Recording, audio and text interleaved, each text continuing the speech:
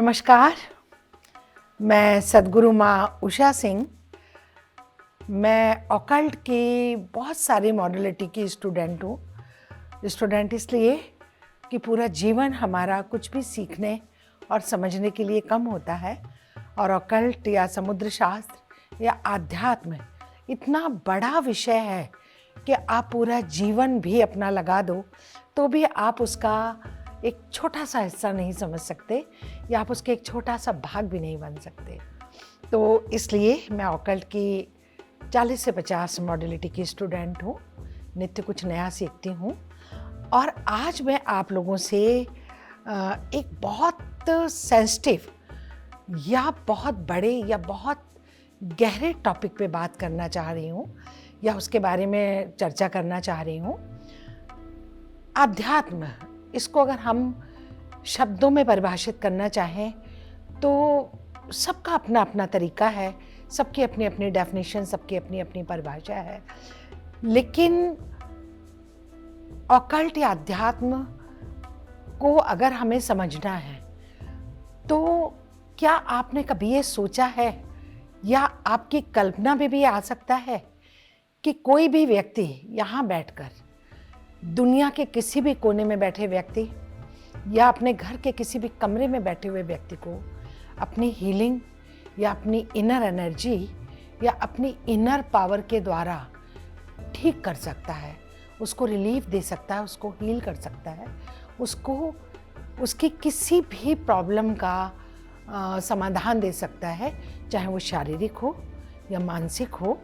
सुनने में आपको अवश्य अजीब लग रहा होगा, लेकिन कम शब्दों में इतना कहना चाहती हूँ कि जहाँ पर मेडिकल साइंस या साइंस खत्म होती है या समाप्त होती है, वहाँ से ऑकल्ट या अध्यात्म की शुरुआत होती है।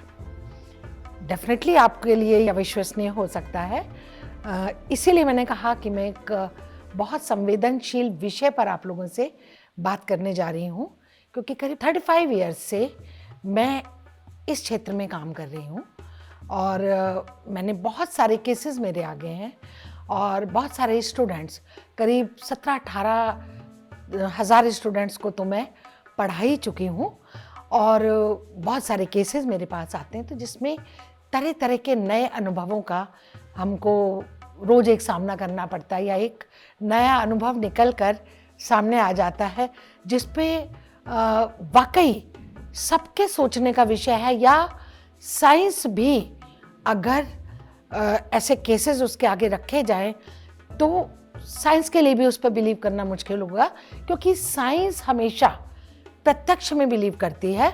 साइंस हमेशा एक्सपेरिमेंट, प्रत्यक्ष या जिसको दोहराया जा सके उसके ऊपर बिलीव करती है। लेकिन आध्यात्म या ऑकल्ट उससे अलग एक ऐसी एनर्जी है जिसके लिए हम कह सकते हैं कि साइंस के लिए भी वो एक चैलेंज के रूप में आप उसको कह सकते हैं। जैसे क्लाउड है। आज से 50 साल पहले क्या आप में से किसी ने सोचा था, या 70 साल पहले, कि क्लाउड जो है वो अपने आप में एक इतनी बड़ी चीज़ है, या जहाँ पर सारा कुछ स्टोरेज हो जाएगा, एक गूगल के ऊपर सब कुछ स्टोरेज होगा, हम एक बटन दबाएंगे और सारी इंफॉर्मेशन सब जगह की, दुनिया जहान की निकल के आ जाएंगी। तो आज हम बिलीव कर पा रहे हैं क्योंकि हमने उसको प्राप्त कर लिया।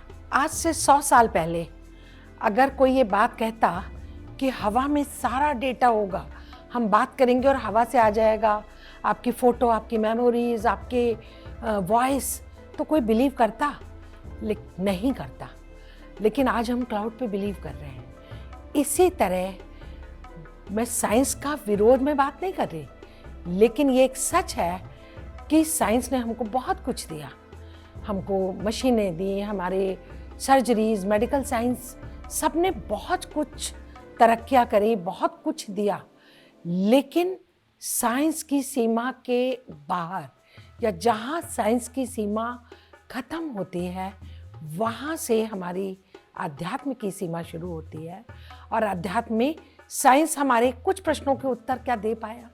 साइंस शरीर की बात करता है, नसों की बात करता है, दिमाग की बात करता है। साइंस क्या चेतना की बात करता है? वो कौन सी ऐसी शक्ति है जो हमारा दिल धड़का रही है? क्या साइंस बता सकती है विचार या बातें या थॉट्स हमारे मस्तिष्क में ही क्यों आते हैं, वो शरीर के किसी और पार्ट में क्यों नहीं आते? क्या साइंस उसका जवाब दे सकती है? तो ऐसा नहीं है, मैं साइंस की विरोधी नहीं हूँ, लेकिन मैं अपना पक्ष सिर्फ ये बताना चाहती हूँ कि साइंस जहाँ ख़त्म होती है वहाँ से जो शुरू होता है वो हमारा आध्यात्म है, हमारी चेतना है।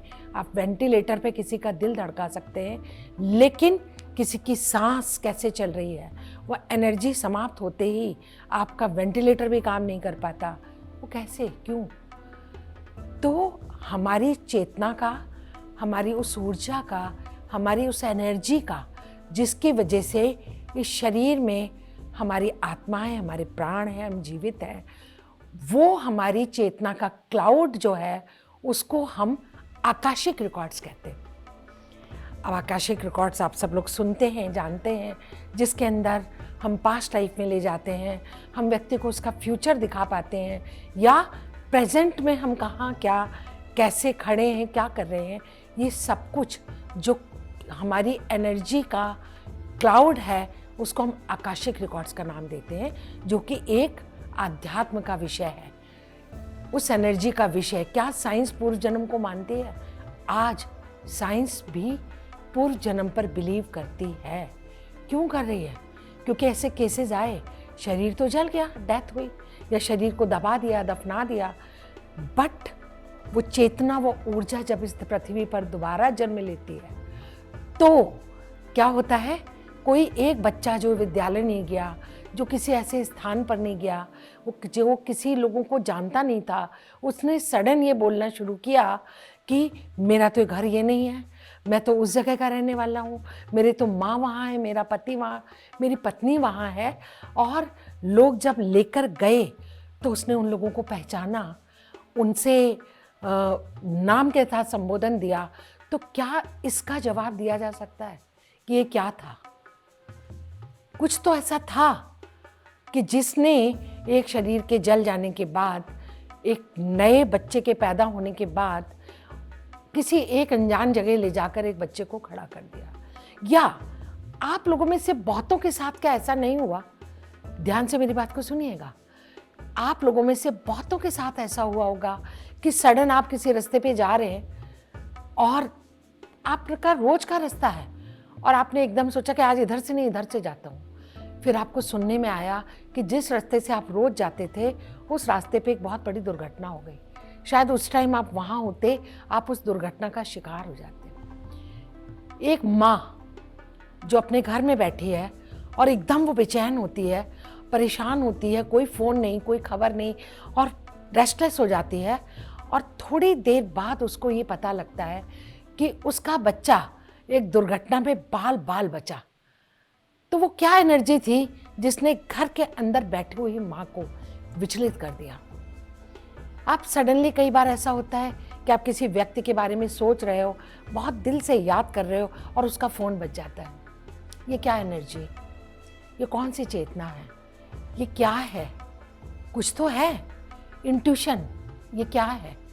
कई बार सडन आपने देखा होगा, फ्लाइट क्रैश हुई, अहमदाबाद की फ्लाइट का भी आपके आगे एग्जाम्पल है, जिसके अंदर सडन कुछ लोगों ने लास्ट मोमेंट पे फ्लाइट कैंसिल कर दी। उनको लगा कि मुझे नहीं जाना चाहिए, और वो कौन सी ऐसी एनर्जी थी जो उनको संकेत दे रही थी कि कुछ बड़ा घटना या दुर्घटना घटित होने वाली है। तो आज तो साइंस भी इन चीज़ों को बिलीव करती है या मानती है। ठीक है, साइंस सबूत मांगती है, तो एक दिन ऐसा आएगा कि जिन आकाशिक रिकॉर्ड्स की मैं बात कर रही हूँ आपसे, वो साइंस उसके ऊपर रिसर्च कर लेगी और साइंस उनकी बात कर रही होगी बिल्कुल उसी तरह जिस तरह आज आप क्लाउड की बात करते हो। अब मैं आपको एक उदाहरण देती हूँ।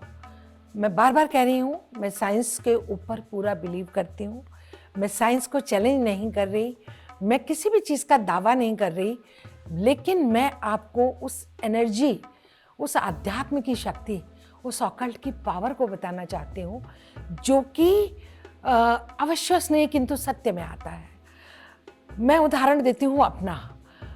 इस साल में 2025 में 29 जून को सडन मेरे बैकबोन में चोट लगी और MRI रिपोर्ट्स में आया कि मेरा L3, L4, L5 सब टेढ़ा मेढ़ा होके मेरी वेन्स दब गई। दिल्ली NCR के 5 बड़े हॉस्पिटल्स, 5 न्यूरोलॉजिस्ट टॉप के, उन लोगों ने कहा कि इमीडिएट सर्जरी रिक्वायर्ड, और बिना सर्जरी के मैं अपने पैरों पर शायद खड़ी नहीं हो पाऊंगी, और सर्जरी के बाद भी अगर मैं खड़ी हो गई तो मुझे ईश्वर का शुक्रिया अदा करना चाहिए। आज आपको बताती हूँ कि मैंने कोई सर्जरी नहीं कराई, मैंने थोड़ी फिजियोथेरेपी अवश्य कराई, और उस हीलिंग एनर्जी से, उस हीलिंग पावर से, उस ब्रह्मांड की शक्ति से, उस अध्यात्म की पावर से या इनर एनर्जी से, जिसको हम रेकी ऊर्जा का नाम दे सकते हैं, हीलिंग पावर का नाम दे सकते हैं, आध्यात्म की शक्ति का नाम दे सकते हैं, या उस सुपर एनर्जी की पावर जो हम सबके हृदय में मौजूद है, जिसको हम पहचान नहीं पाते। आज आपके आगे मैं एग्जाम्पल हूँ कि बिना किसी सर्जरी, बिना हॉस्पिटल जाए हुए 2 महीने के अंदर मैं अपने पैरों पर खड़ी थी। मैं अपने सारे काम कर रही हूँ, मैं गाड़ी ड्राइव कर रही हूँ, मैं पढ़ा रही हूँ, दोबारा सब कुछ कर रही हूँ। आप बोलिए इसको आप क्या नाम देंगे? प्रत्यक्षम किम प्रमाणम। प्रत्यक्ष को प्रमाण की आवश्यकता नहीं होती। मैं किसी और की बात नहीं कर रही, मैं अपनी बात कर रही हूँ। मैं आपके आगे बैठी हूँ, मेडिकल साइंस के लिए सामने एक चैलेंज के रूप में बैठी हूँ। जो 5 टॉप के न्यूरोलॉजिस्ट के हिसाब से मैं कभी भी अपने पैरों पर खड़ी नहीं हो सकती थी, और शायद आफ्टर सर्जरी भी नहीं। तो आप इसको क्या नाम देंगे? कोई तो शक्ति, कोई पावर, कोई एनर्जी, कोई इनर ऐसी शक्ति जो कहीं ऐसी जगह से जुड़ी है, जो हमारे अंदर उस शक्ति को देती है कि हम चाहें तो कुछ भी कर सकते हैं। ये जो शेर, शायरियाँ, कविताएं लिखी गई हैं, क्या आपको लगता है ये सिर्फ कोरी कल्पना है? ये सब सत्य पे आधारित है। नासा भी तो मानता है, नासा भी तो हमारी विद्याओं में बिलीव करता है। तो ये कहते हैं ना, कहा है किसी ने कि कौन कहता है कि आसमां में छेद नहीं हो सकता, एक पत्थर तो तबीयत से उछालो यारो, या हम तो दरिया हैं, हमें कौन भला रोकेगा, जिस तरफ मुड़ जाएंगे रास्ते बन जाएंगे। तो वो कोई तो एक ऐसी एनर्जी है जो हमको इतनी शक्ति देती है कि हम साइंस के ऊपर, विज्ञान के ऊपर, या ऐसी चीज़ों के ऊपर विजय प्राप्त कर लेते हैं जिसको लोग कहते हैं कि ये पॉसिबल नहीं है। मैं आकाशिक रिकॉर्ड्स पढ़ाती हूँ, मैं पेंडुलम डाउजिंग पढ़ाती हूँ, मैं वास्तु पढ़ाती हूँ, मैं एस्ट्रोलॉजी पढ़ाती हूँ, न्यूमरोलॉजी पढ़ाती हूँ, मैं बहुत सारी ऐसी चीज़ें पढ़ाती हूँ जिसके अंदर मैंने अभी आपसे आकाशिक रिकॉर्ड्स की बात करी।